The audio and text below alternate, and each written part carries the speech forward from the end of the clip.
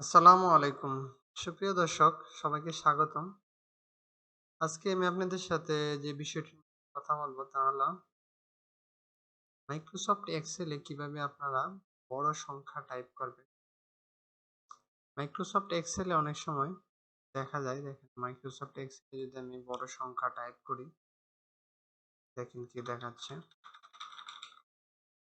দেখুন বড় সংখ্যা টাইপ করলে যতগুলি সংখ্যা আপনি টাইপ করবেন সেই সংখ্যাগুলি পুরোপুরি দেখাবে না, আসবে না।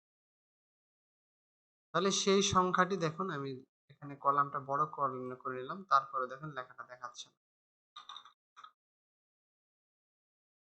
কিন্তু এই সংখ্যাটি আপনারা কিভাবে লিখতে পারবেন, দেখুন আমি প্রথমে যেই সংখ্যাগুলি আমি লার্জ, যেই সেলগুলি আমি বড় সংখ্যা তৈরি করতে চাই সেই সংখ্যাগুলি সিলেক্ট করতে হবে।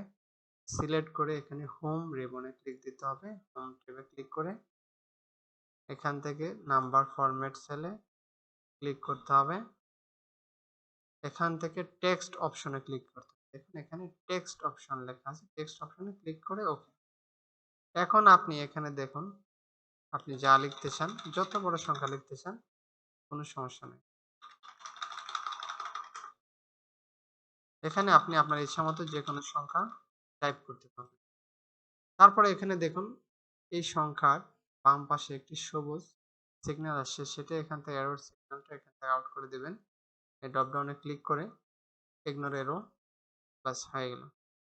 এইভাবে ঠিক আপনারা বড় সংখ্যা মাইক্রোসফট এক্সেলে লিখতে পারবেন।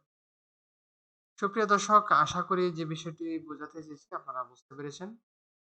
সবাইকে ধন্যবাদ। আসসালামু আলাইকুম ওয়া রাহমাতুল্লাহি ওয়া বারাকাতুহু।